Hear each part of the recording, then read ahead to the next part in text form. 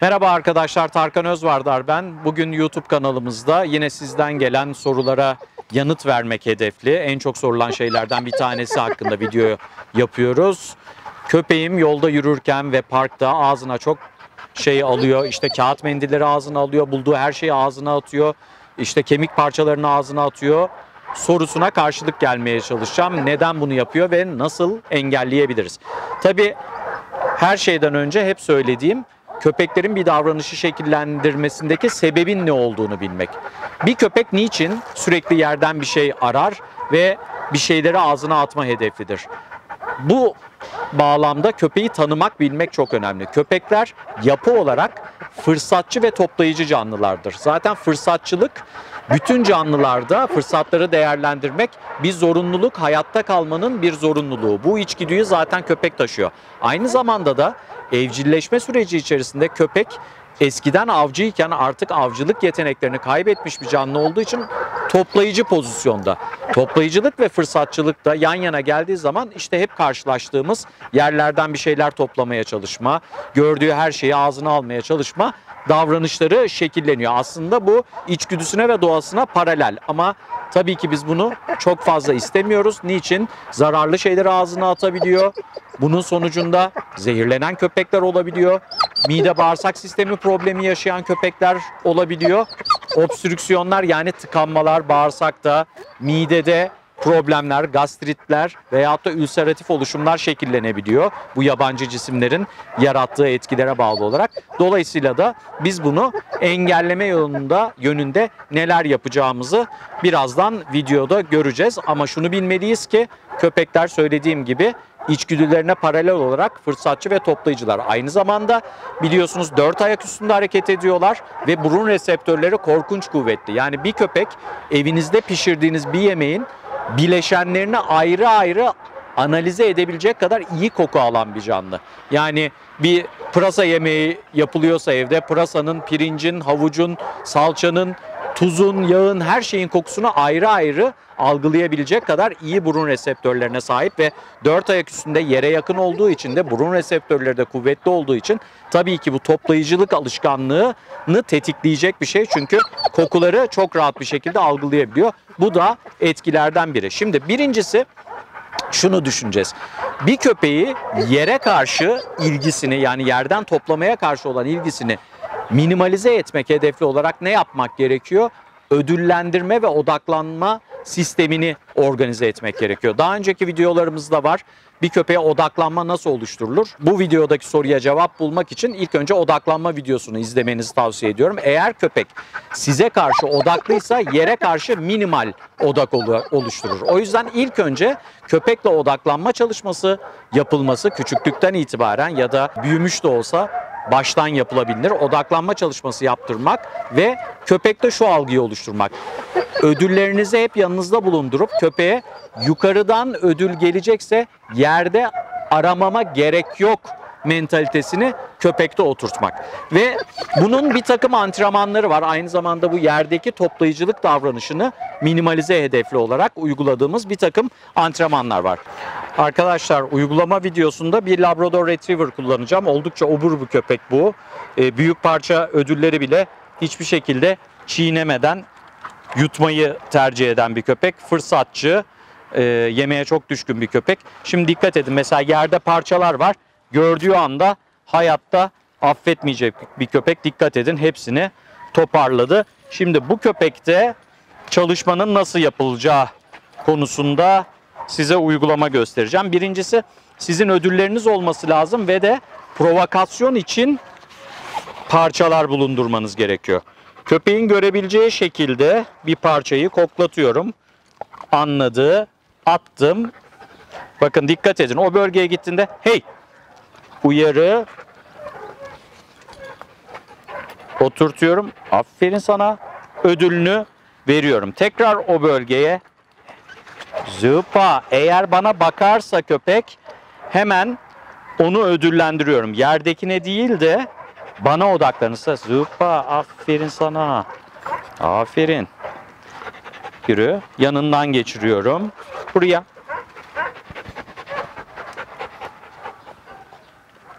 Aferin sana. Bakın dikkat edin.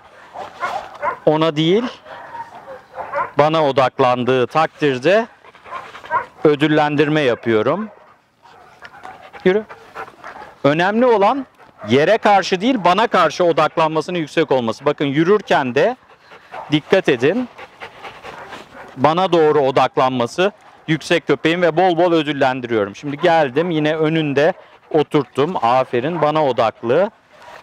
Ödüllendiriyorum. Bakın oraya baksa bile sonra dönüp bana bakıyor. Aferin sana. Yat. Hey. Yat. Özellikle burun daha da yere yaklaşsın, daha tetikleyici olsun, daha provokasyonu yüksek olsun diye yatırdım ama bana baktığı sürece tabii ki bu daha öncesinde odaklanma çalışılmış bir köpek ama yerden yiyecek almama yönünde hiçbir çalışma yapmadığımız bir köpek. Şunu düşünebilirsiniz, benim varlığımla bağdaşık olarak köpeğin yiyeceğe yaklaşmadığı, dikkat edin baskı altında gibi bir görüntüsü yok zaten köpeğin. Gayet odaklı olarak yukarıya bakıyor, kuyruk sallanıyor. Çünkü tamamen ödül sistemi üzerine kurgulu pozitif bir çalışma bu. Sadece uyarılar var. Uyarılar da fiziksel müdahale şeklinde değil. Bazen sadece kayışla köpeğe bildirimler gönderebiliriz ama onun haricinde temaslı herhangi bir uyarım yok. Ve yine yiyecek odağının yanında onunla diyalog içerisine girmek, özellikle komut bazında. Pony gel, otur. Aferin sana, süper. Yürü. Yine yiyeceğin etrafında turluyorum. Kayışım hep gevşek, uzun ve gevşek tutuyorum. Aferin sana. Özellikle odağını yitirirse yiyeceğe karşı hep ödüllendiriyorum onu. Bakın dikkat edin. Yiyeceğin üstünden geçeceğiz şimdi. Aferin. Bu tip egzersizler kayış eşliğinde yapıyorum. Buraya. Bakın kayış yerde serbest.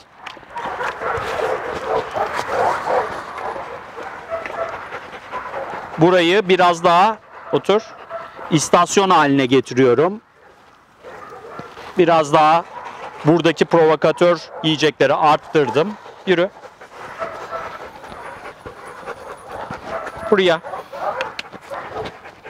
Bakın tamamen bana odaklı, üstünden geçiyoruz yiyeceklerin. Aferin.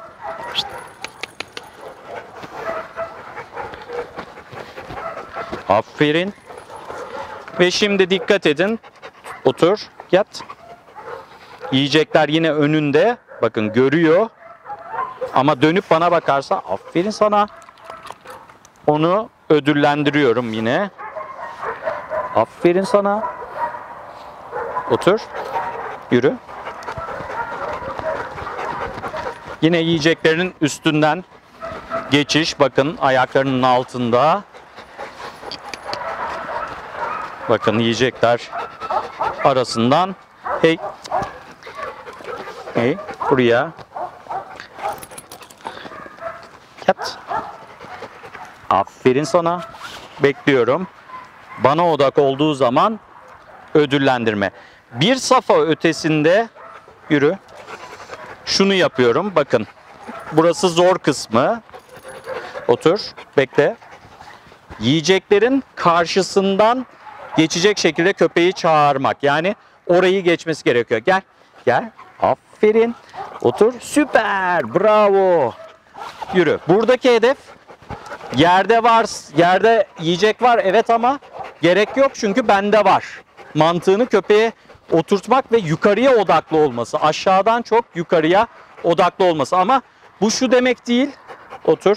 Başta da izah ettiğim gibi köpekler yat. Toplayıcı canlılar mutlaka olacaktır. Bir şeyleri koklayıp ağzına aldığı. Hedefimiz minimalize etmek. Tamamen yok etmek gibi bir ihtimal söz konusu olmayabilir. Şimdi onu karşıdan çağıracağım. Yat. İlk önce bir yat komutu veriyorum. Karşıdan çağıracağım ve orayı pas geçmesi hedefim. Gel. Pony. Aferin sana. Gördüğünüz gibi pas geçiyor. Çalışmayı biraz daha derinleştirmek ve provokatörleri arttırmak hedefli olarak değişik besin kaynakları kullanabilirsiniz. Tabii ki bunlar antrenmana edilerek yapılacak olan şeyler. Şimdi farklı farklı besinler var burada. Şimdi hepsini organize edeceğim. Otur. Bakın bunları İlk önce bu şekilde dizeceğim karışık olarak ve köpekle bunların arasında slalom yaparak çalışacağım. Şimdi dikkat edin. İlk önce odaklıyorum. Ödül. Yürü. Bana bakarsa ödül. Bakmadığı takdirde ödül yok buraya. Dikkat edin. Aralarında slalom yapıyorum. Slalomda daha çok tahrik edici faktör var. Dikkat edin. Diğer ödülün yanındayım. Şimdi hey. Eğer niyetlenirse hemen uyarıyorum. Yürü. Buraya. Şimdi dikkat edin. Otur. Yat. Tam provokasyonların arasında bırakıyorum köpeği. Her tarafı yiyecek yaş mama, konserve mama var. Ödül bisküvileri var. Lezzetli kuru mama var ve kurutulmuş et var. Bana odaklıysa onları koklamayıp bana odaklandığında mutlaka ödüllendiriyorum. Otur. Bunlar bizim için görsel haricinde bir anlam ifade etmiyor ama köpek hepsinin kokusunu çok rahat bir şekilde alabiliyor. Yaklaş. Topu buraya. Yürü. Aferin. Buraya. Yine geliyorum. Şimdi zorlu bir çalışma. Otur. Yat. Bekle. Kendime çağıracağım. Dikkat edin. Kokuları aldı. Bakın. Bakıyor. Burada çok iyi motivasyon sağlamam lazım. Bonnie, gel gel gel gel gel gel gel gel gel gel. Aferin sana, süpersin. Bu tip egzersizler yaparak köpeği mümkün olduğunca çevre algısını minimalize etmek ve odaklanmalarını buraya bana olan odaklanmalarını ödüllendirmek. Dikkat edin. Şimdi durdum, oturdum. Bana baktığı takdirde kesinlikle ödüllendiriyorum onu. Yürü. Buraya.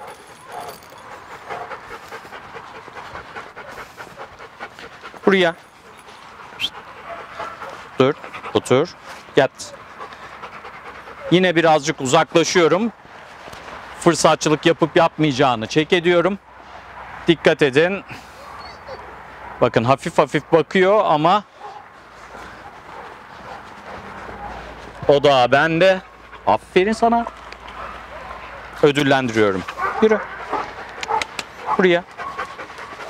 Hı hı.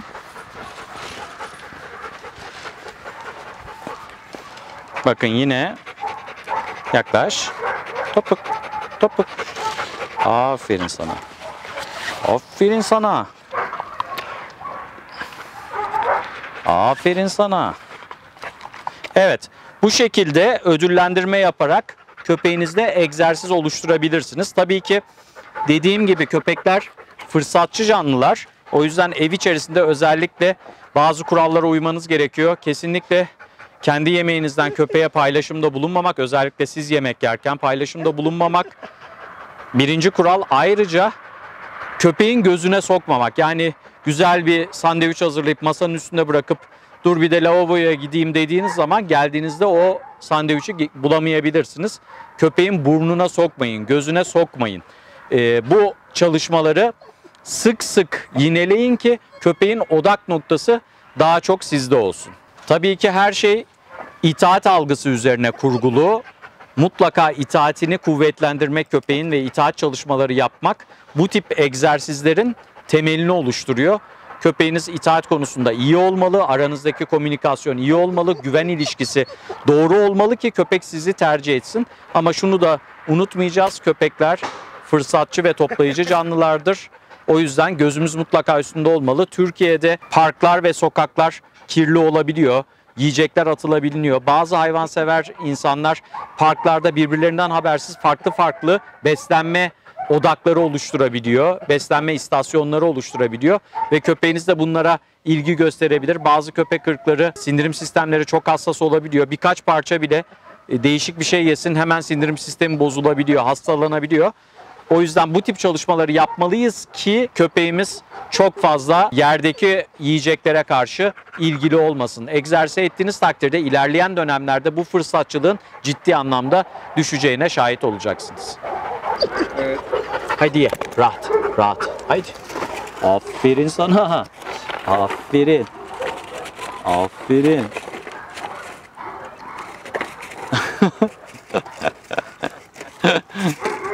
Aferin sana.